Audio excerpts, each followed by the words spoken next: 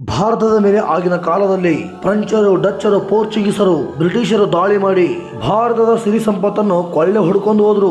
ಅದರಲ್ಲಿ ಬ್ರಿಟಿಷರು ಮಾತ್ರ ಭಾರತ ಬಿಟ್ಟು ಹೋಗುವ ಸಂದರ್ಭದಲ್ಲಿ ಒರಿಜಿನಲ್ ಕೊಹಿನೂರ್ ಡೈಮಂಡ್ ಅನ್ನು ಭಾರತದಲ್ಲೇ ಬಿಟ್ಟು ಹೋದ್ರು. ಡೂಪ್ಲಿಕೇಟ್ ಕೊಹಿನೂರ್ ವಜ್ರವನ್ನು ಇಂಗ್ಲೆಂಡ್ಗೆ ತೆಗೆದುಕೊಂಡು ಹೋದ್ರು. ಬ್ರಿಟಿಷರು ಭಾರತದಲ್ಲಿ ಬಿಟ್ಟು ಹೋದ ಆ ಕೊಹಿನೂರ್ ವಜ್ರ ಬೇರೆ ಯಾರು ಅಲ್ಲ, ನಮ್ಮ fan India super star Sandalwood ದಳಪತಿ ಡಿ ಬಾಸ್ ಅವರು. ಯಾಕೆ ಈ ಮಾತು ಹೇಳ್ತಿದ್ದೀನಿ ಅಂದ್ರೆ, ನಾನು ಮಾತನಾಡಿರೋ ಮಾತು ಓವರ್ ಅನ್ಸುತ್ತೆ, ಆದ್ರೆ ಇದು ಹೇಳಲೇಬೇಕಾದಂತಹ ಸಂದರ್ಭ. ಇಂದು ರಾಜಕೀಯ ಕುತಂತ್ರದಿಂದ ಡಿ ಬಾಸ್ ಅವರು ಹೆಚ್ಚಾಗಿ ಜೈಲಿಗೆ ಸೇರ್ಕೊಂಡ್ರು. ಆದ್ರೆ ಅವರ ಕ್ರೇಜ್ ಮಾತ್ರ ಕರ್ನಾಟಕದಲ್ಲಿ ಕಡಿಮೆಯಾಗಿಲ್ಲ. ಯಾಕೆ ಅಂತ ಟ್ರೇಡ್ ಪಂಡಿತರು ಪ್ರಶ್ನೆ ಮಾಡ್ತಿದ್ದಾರೆ. ಯಾಕೆಂದ್ರೆ ಡಿ ಬಾಸ್ ಅವರು ಬಿಡುಗಡೆ ಆಗೋ ತನಕ ಯಾವುದೇ ಕನ್ನಡ ಸಿನಿಮಾ ನೋಡಲ್ಲ ಅಂತ ಒಂದು ವರ್ಗ ಅನ್ನ ಆಹಾರ ಬಿಟ್ಟು ಡಿ ಬಾಸ್ ಅವರ ಆಗಮನಕ್ಕಾಗಿ ಕಾಯ್ತಾ ಇದ್ದಾರೆ. ಮತ್ತೊಂದು ವರ್ಗ ಡಿ ಬಾಸ್ ಅವರ ಬರೋ ತನಕ ಥಿಯೇಟರ್ ಗಳ ಗೇಟ್ ಓಪನ್ ಮಾಡಲ್ಲ. ಥಿಯೇಟರ್ಗೆ ಕಂಬಳಿ ಒದ್ಸ್ಕೊಂಡು ಈಗಾಗಲೇ ಮತ್ತೊಂದು ವರ್ಗ ಕಾಯ್ತಾ ಇದ್ದಾರೆ. ನಿಜ ಹೇಳ್ಬೇಕಂದ್ರೆ ಡಿ ಬಾಸ್ ಅವರು ಜೈಲಿಗೆ ಹೋಗಿದ್ದೆ ತಡ ಸ್ಯಾಂಡಲ್ವುಡ್ ಅಲ್ಲಿ ಸರಿಯಾಗಿ ಯಾವುದೇ ಸಿನಿಮಾಗಳು ಹಿಟ್ ಆಗ್ತಾ ಇಲ್ಲ, ರಿಲೀಸ್ ಕೂಡ ಆಗ್ತಿಲ್ಲ. ಯಾಕೆಂದ್ರೆ ಕರ್ನಾಟಕದ 7 ಕೋಟಿ ಅಭಿಮಾನಿಗಳ ಒಡೆಯ ನಮ್ಮ ಡಿ ಬಾಸ್ ಅವರು.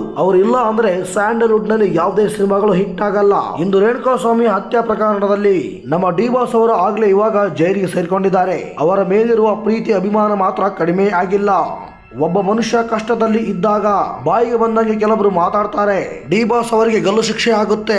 ದರ್ಶನ್ ರವರು ಜೀವನ ಪರ್ಯಂತ ಜೈಲಲ್ಲಿ ಕೊಳಿತಾರೆ. ಕೆಲವರು ಬಾಯಿಗೆ ಬಂದಂಗೆ ಮಾತಾಡ್ತಾರೆ.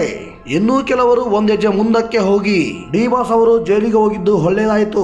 ಯಾಕೆಂದ್ರೆ ಸ್ಯಾಂಡಲ್ವುಡ್ ಅಲ್ಲಿ ಬಿಡುಗಡೆಯಾದ ಎಲ್ಲಾ ಸಿನಿಮಾಗಳು ಹಿಟ್ ಆಗ್ತಾ ಇದ್ದಾವೆ, ಒಳ್ಳೆ ಕಲೆಕ್ಷನ್ ಮಾಡ್ತಿದ್ದಾವೆ. ಒಂದ್ ವೇಳೆ ಡಿ ಬಾಸ್ ಅವರು ಹೊರಗಡೆ ಇದ್ದಿದ್ರೆ ಸ್ಯಾಂಡಲ್ವುಡ್ ಎಕ್ಕುಟ್ಟು ಹೋಗ್ತಿತ್ತು ಅಂತ ಕೆಲವು ಬಾಯಿಗೆ ಬಂದಂಗೆ ಮಾತಾಡ್ತಾ ಇದ್ದಾರೆ.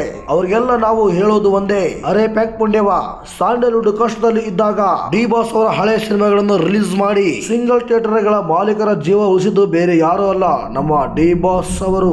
ಯಾಕೆಂದ್ರೆ ಕರ್ನಾಟಕದ ಜನ ದರ್ಶನ್ ಅವರ ಹಳೆ ಸಿನಿಮಾಗಳನ್ನು ರೇ ರಿಲೀಸ್ ಮಾಡಿದ್ರು ಕೂಡ ಯಾರು ಮೂಸ್ ನೋಡಲ್ಲ.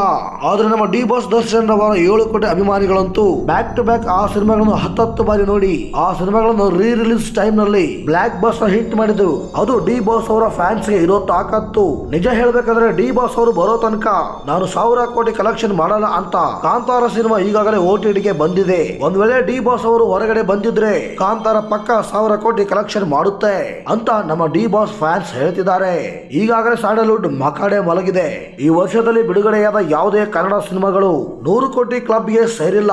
ಯಾಕೆಂದ್ರೆ ಡಿ ಬಾಸ್ ಅವರ ಸಿನಿಮಾಗಳು ಮಾತ್ರ 100 ಕೋಟಿ ಕ್ಲಬ್ ಗೆ ಸೇರುವ ತಾಕತ್ತಿರುತ್ತೆ. 100 ಕೋಟಿ ಕ್ಲಬ್ ಗೆ ಸೇರುವ ಸಿನಿಮಾಗಳು ಮಾಡುವ ಏಕೈಕ ಸೂಪರ್ ಸ್ಟಾರ್ ಅಂದ್ರೆ ಅದು ನಮ್ಮ ಚಾಲೆಂಜಿಂಗ್ ಸ್ಟಾರ್ ದರ್ಶನ್. ಇಂದನ ನಾಳೆ ದರ್ಶನ್ ಅವರು ರಿಲೀಸ್ ಆಗೋದು ಪಕ್ಕ.